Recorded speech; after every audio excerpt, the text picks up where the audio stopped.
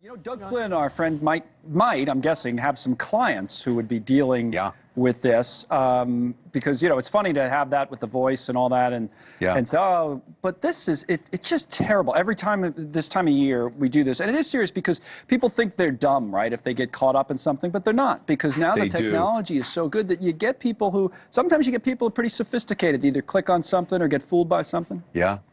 I had a client call me up that his mom, who wouldn't even take out $20 from an ATM machine, he found out was driving to a Bitcoin ATM to transfer money into Bitcoin to transfer it to somebody else. So that's how good these people are to your unknowing elderly parents and otherwise.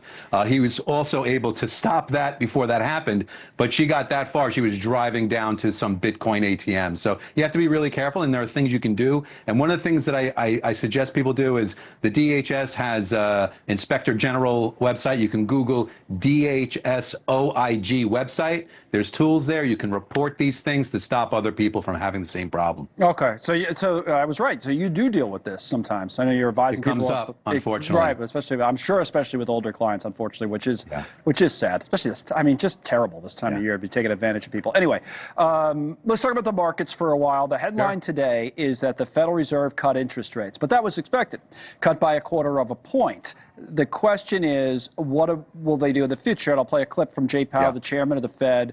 Essentially, it looks like, you know, it sounds like they're going to slow down in terms of the pace of cuts, and he has the explanation. Here's Powell. I think that the slower pace of cuts for next year really reflects both the higher inflation readings we've had this year and the expectation that inflation will be higher. Nonetheless, we see ourselves as still on track to continue to cut. I think the actual cuts that we make next year will not be because of anything we wrote down today. We're going to react to data. That's just a general sense of what the committee thinks is likely to be appropriate. All right. Stock market's down this afternoon. Your read on all this? Market didn't like it. In fact, they announce things and then he starts speaking.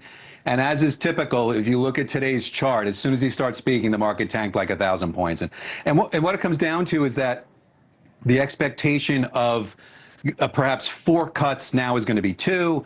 And the real issue is if he skips January, the next Fed meeting after that is like mid-March. So we might not get another cut until March. So the market is trying to digest that, and that's why it sold off a bit today. And what would you say about the stock market today? This is a bigger decline percentage-wise. Again, 1,000 points, like you said, of the Dow.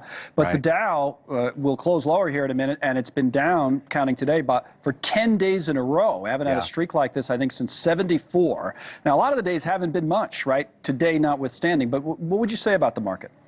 Yeah, it is off in very small amounts, and it was down. I mean, it was still only about 4% away from its high today, a little bit more than that now with this move. But again, this is just the digestion of the data. It's in between the administrations. I think a lot of that is what's going on. As we know, Trump wants really low rates, and he's going to push for that. And and this isn't going to that at all. But I think that, you know, we really, in order to have rates be cut, you need inflation to really improve, or the labor market has to get weaker. Otherwise, it's harder to make the argument to keep cutting if the economy is still doing okay. Now, there are signs it's continually weakening, but until we get that, obviously, into the next year, they want to get on the other side of the Trump presidency before they do any more cutting. All right, Doug, thanks as always. Doug Flynn with us there.